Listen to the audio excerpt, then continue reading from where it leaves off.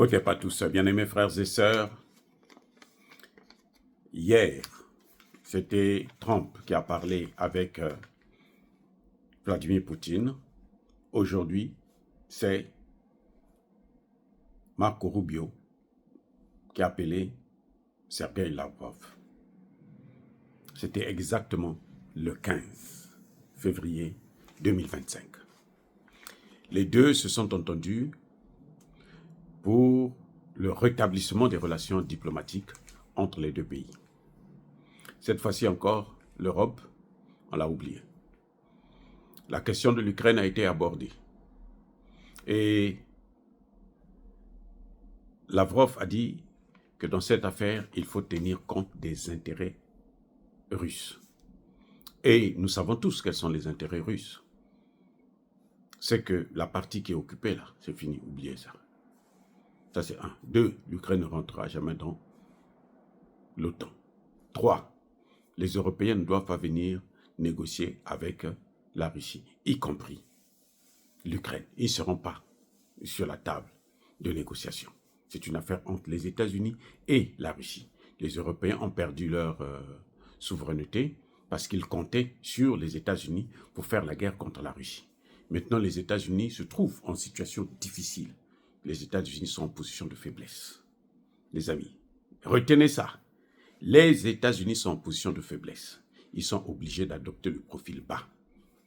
Parce que la guerre qui se passe là, c'est la guerre contre le dollar. C'est ça que Trump veut sauver. C'est la première des choses. Mais bien entendu, ils ont parlé aussi de l'Afrique. Parce qu'ils ont parlé du Moyen-Orient, ils ont parlé de la Palestine, ils ont aussi parlé de l'Afrique. À nous de savoir ce que nous voulons. Les amis, les Européens sont en train de pleurer. Vous savez, Marco Rubio, jusqu'à maintenant, n'a pas appelé un seul pays européen. Mais il a parlé avec Lavrov. C'est vrai, vous allez me dire c'est l'Europe, mais Lavrov, c'est aussi l'Asie. Il faut savoir que la stratégie américaine, ce n'est plus de s'occuper de l'Europe. Parce que les Américains ne veulent pas commettre la même erreur que les Européens. Donald Trump a besoin des matières premières. Donald Trump a besoin de sauver le dollar. Donald Trump veut relancer son économie. Et son économie, pour la relancer, il a besoin du dollar fort. Ce dollar fort, ce n'est pas les Européens qui vont le rendre fort. Les Européens sont finis. Les Européens ont perdu sur le plan énergétique, ils ont perdu sur le plan économique, ils ont perdu sur le plan politique, ils ont perdu sur le plan militaire. Tout ce que Macron est en train de vouloir faire avec Olaf Scholz, c'est zéro. C'est-à-dire qu'il ne faut même pas s'occuper de ça. C'est zéro. C'est-à-dire que c'est comme un coq qui a perdu sa tête et puis qui continue à bouger un peu. Mais ils sont finis, il n'y a plus rien. Les économies européennes sont par terre. Et l'Amérique est en train de partir dans le même sens. Donc Trump veut sauver l'Amérique.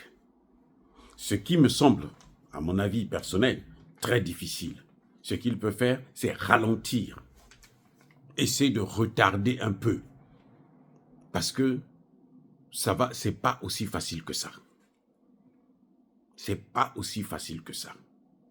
Donc Trump veut renforcer les relations avec la Russie. Parce que ce que tous les experts ont constaté, c'est que la guerre en Ukraine a poussé la Russie à avoir de très bonnes relations avec la Chine, à se rapprocher de la Chine. Puisque les deux sont maintenant liés, alors les Européens ne peuvent plus nuire à la Chine. Les États-Unis, qui s'attendaient à une guerre dans le Pacifique, qui se préparaient dans une guerre dans le Pacifique, d'ici 10 ou 15 ans, c'est fini. Ils ne peuvent plus puisque la Chine a la Russie avec elle. Et les deux sont en train de lutter pour la dédollarisation. Donc la stratégie de Trump, c'est laquelle? C'est de se rapprocher de la Russie afin d'affaiblir la Chine, d'isoler en quelque sorte la Chine. Parce que s'il met un mur entre la Chine et la Russie, il pourra se frayer un passage. Va-t-il le pouvoir? Ça, c'est une autre question. On en parlera prochainement. Mais ce que je veux dire aujourd'hui, c'est quoi? C'est que maintenant, l'homme fort, c'est Poutine. Je reprends. Monsieur les dirigeants africains, je m'adresserai surtout au président Tshisekedi.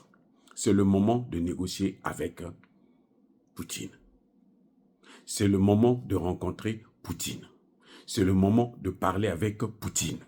C'est le plus fort actuellement. Les Américains sont par terre. À cause de qui? À cause de Poutine. Donc, on n'a plus besoin de passer, de chercher à avoir peur, ni des Français, des Anglais. Oh, tout ça, c'est la pacotille. Eux, ils sont finis.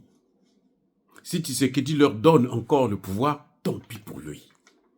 C'est dommage, ce sera dommage pour la RDC, mais ce serait une grosse erreur stratégique. Voilà ce qui se passe exactement. Donc, en ce moment, Marco Rubio et Sergei Lavrov se sont entendus pour organiser la rencontre entre Poutine et Trump. C'est dans le même sens que des délégations. En fait, c'est pas Poutine et Trump qui vont se rencontrer demain. Ce sont les deux délégations. La délégation de Trump et la délégation de Poutine. Les deux vont se rencontrer en Arabie Saoudite pour mettre en place un document commun, y compris sur l'Ukraine, et préparer justement l'arrivée de leur grand patron. Voilà ce qui se profile à l'horizon. Et là, vous savez quoi? Zelensky va à Riyad le mercredi, donc après la rencontre entre les deux parties. Ça veut dire que Zelensky vient seulement pour qu'on lui fasse le compte rendu. Tout ce que Zelensky est en train de dire, non, je ne veux pas signer là, ça, il ne faut même pas compter à ça. C'est rien, il va faire ce que les Américains vont lui demander de faire. Sinon, les Américains vont laisser la Russie prendre tout. Voilà. Soyez bénis, abondamment bénis par le Dieu des Kémites et par nos ancêtres angélisés, mais que tous ceux qui persécutent le continent africain, le pillent et le déstabilisent, qu'ils soient noirs, blancs, chinois, arabes, juifs, indiens ou qui qu'ils soient punis, maudits, foudroyés, neutralisés, écrasés, effacés par le Dieu des Kémites et par nos ancêtres angélisés. Vive l'Afrique éternelle, j'ai dit et j'assume.